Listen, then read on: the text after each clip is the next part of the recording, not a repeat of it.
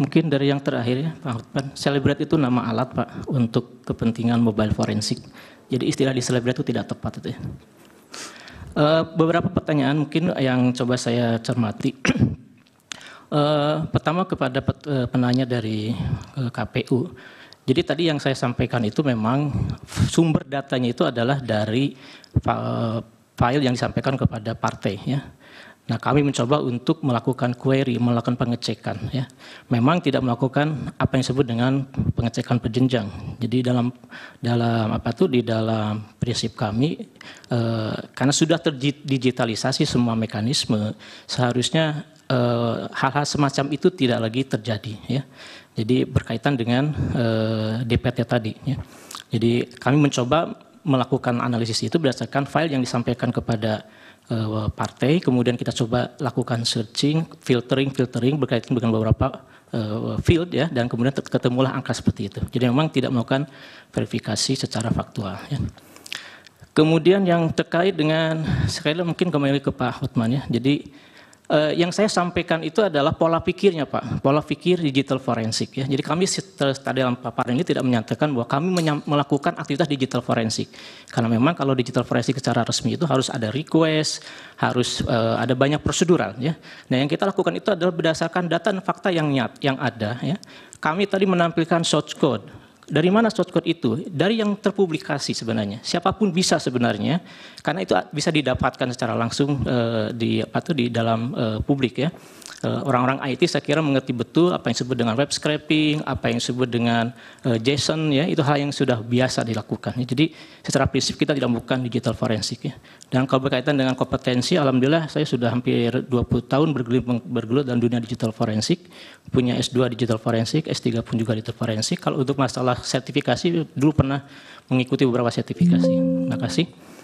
Kemudian berkaitan dengan dari Bang Refli dan Pak Bambang mengenai kapan mulai terdeteksi angka itu. Jadi kalau kita membuka satu situs, nama itu adalah web archive atau arsip internet itu, maka kita bisa melihat pada tanggal 14 Februari jam 18 itu adalah saat pertama kali Sirekap itu muncul datanya.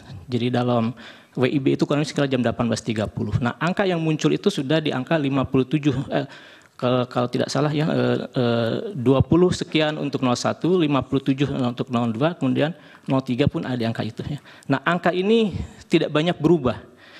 Bahkan ketika saya sampaikan, ketika ada pernyataan mengenai ada kesalahan terkait dengan 154.000 TPS, itu ternyata tidak berdampak ya. Logikanya ketika proses verifikasi, ketika data itu masuk ya, maka tentunya proses validasi itu akan bergerak dengan cepat, dinamis ya. Nah, dinamis itu tentunya akan juga berdampak kepada pergerakan angka. Dan saya kira itu pernah terjadi pada kalau ada publikasi-publikasi hasil itu selalu ada pergerakan angka ya. Nah, pergerakannya tidak terlihat seperti itu.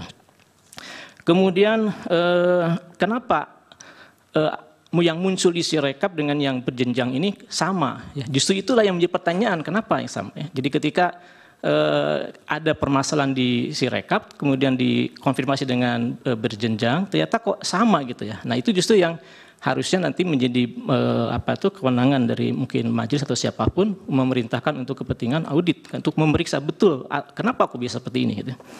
Terkait dengan hilangnya metadata hasil. Jadi memang dalam dunia image forensik khususnya bahwa yang namanya metadata itu sesuatu yang krusial. Metadata itu akan memberikan identitas mengenai keaslian orisinilitas suatu objek ya. Dalam hal ini kalau saya gambar diunggah maka akan ada metadata. Di situ akan cerita mengenai kapan, kemudian kualitasnya sebagainya. Nah, dalam kasus ini kami melihat bahwa ada upaya untuk kemudian mendrop informasi metadata. Dengan hilangnya metadata, maka kemudian kita tidak bisa lagi memverifikasi.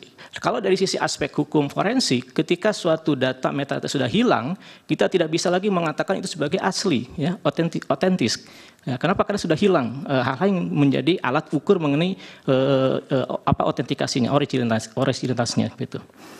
Kemudian terkait dengan bahwa tahun berapa tadi ya, ada DPT yang terpublikasi ya, secara umum di publik ya, mungkin sebenarnya dari satu sisi, apalagi dengan adanya undang-undang PDP, justru yang punya tanggung jawab untuk mengawal, menjaga data-data pribadi, termasuk nama, alamat, itu termasuk data pribadi, adalah mereka yang memegang data itu, pengelola datanya, ya seperti itu. Nah, seharusnya mereka yang memberikan klarifikasi.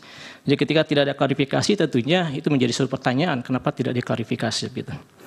Kemudian terkait dengan adanya beberapa ilustrasi mengenai perubahan fasilitas ataupun akses daripada mobile Sirekap. Tadi disampaikan di dalam presentasi bahwa pada tahap awal yaitu staging, ya, staging itu ada sebuah istilah di dalam pengembangan aplikasi, yaitu tahap untuk konfirmasi desain, konfirmasi segala sesuatunya, dan saat itu tidak ada masalah.